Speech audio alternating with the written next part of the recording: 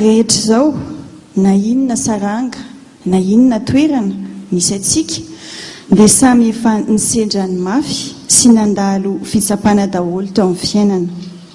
Soa ihany anefa fa amin'ny mariny atsika dia nomen'Andriamanitra tombony manokana ka noforoniny mba hanana soroka matanjaka ho afaka ilanja ny vesatry ny adi-piainana ho soa ny ankonantsika.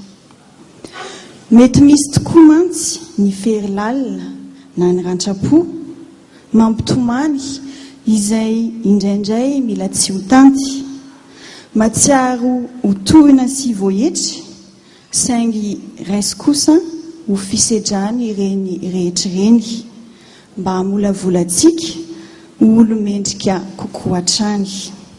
Natokanay ho anareo ity andro anio ity atao ho fahatsiarovana ary atolotray ampitiavana satria mendrika izany tokoa ianareo. Atao mpamaranana dia manaroatra ny mirary soa hatrany sy fety samatra ho atsika reny malagasy rehetra ka dia misy fehezam-boninkazo kely ity izay atolotra ho anareo. Hira izay ataon'ireto ankizy violoniste reto. Ny lohatenin'ilay hira dia hoe Give Thanks. Ny tiano tenenina amin'izy dia hoe manolora fisaorana. Ninona sedra mahazo na inona fotoan-tsarotra andalovana dia mila mahay misaotra foantsika an'Andriamanitra sy mankasitraka amin'ny zavatra rehetra ataony.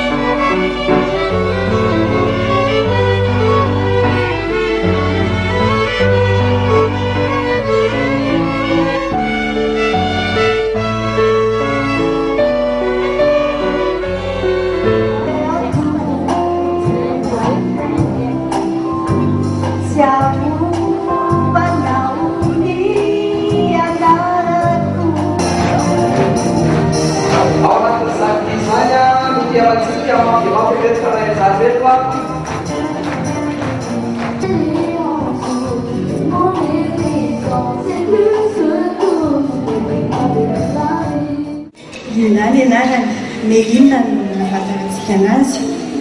Izy dia ankizy vavy sedra zavatra mafy amin'ny fiainany satria dia nandalo zava-tsarotra izy ary lasa reny tsy vidiny. Izy dia ankizy mikarakarain'ny fikambanana fity ka dia firy taona izay fankalalantsika Linda? Herintaona. Firy taona zao zanak'Linda? Taona sy 10 volana. Nandritra n'izay zany izay dia nanampy anazy, nanomana anazy, nametraka anazy tamina akany anankiray izay nandrea-tanana anazy nandritra n'izay fotoana rehetrarehetra izay ka isaorana be dia be io centre mandray anazy io.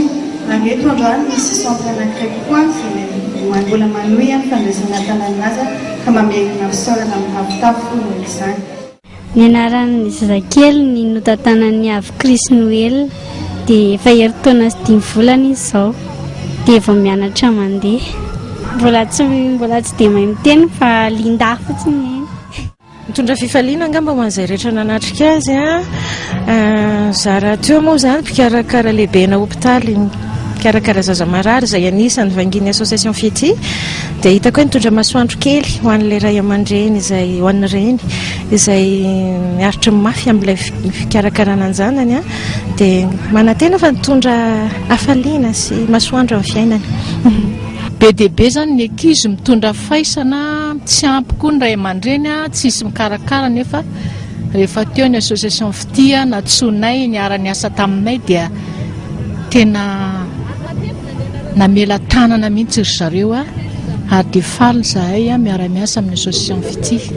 Le etsika aloha dia tena nahavariana mihitsy satria tampotampoka ihany nazahoako an'ilay invitation dia gagagaga ihany hoe inona ara moa aty le zavatra ho atao ka izany tena nisy tanjona tena tsy napozina mihitsy ny hoe mba tsy ho anisan'ny ankilabao na hoe ilikiliky ny fiarahamonina reto le tovavy lasa reny tsy fidiny dia teto tena gaga be mihitsy na hoe ay mba misy mahatsiaro ihany reny tovavy reny na dia atao ara hoe nisy nanolana teo amin'ny fiainany dia mba ilain'ny fiarahamonina izy ary tena tsy natao ankilabao tena nahavariana tompoka ary tena gaga mihitsy tsy nieritreretiko mihitsy izany zavatra ohatran'izao satria na zao le fitondrany fitiavana anay reny izay voadogna mafy na tamin'ny tsy fahasalamagna zany na tamin'ny herisetra izay nataon'olona zany dia nietraketraka ny fiainana zany dia nefa tsy nagnary anay izy fa fisaorana lehibe meny anazy. Give thanks with a grateful heart. Give thanks to the Holy One. Give thanks because He's given Jesus Christ His Son. Give thanks. Let the weak say, I am strong. Let the poor say, I am rich because of what the Lord has done for us. Let the weak say, I am strong. Let the poor say, I am rich because of what the Lord has done for us. Give thanks with a grateful heart. Give thanks to the Holy One. Give thanks because He's given Jesus Christ His Son. Give thanks with a grateful heart. Give thanks to the Holy One. Give thanks because He's given Jesus Christ His Son. And now let the weak say, I am strong. Let the poor say, I am rich because of what the Lord has done for us. And now let the weak say, I am strong.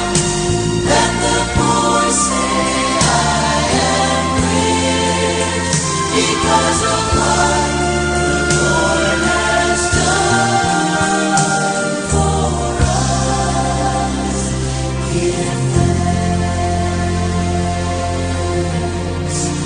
We give thanks. Give thanks. We give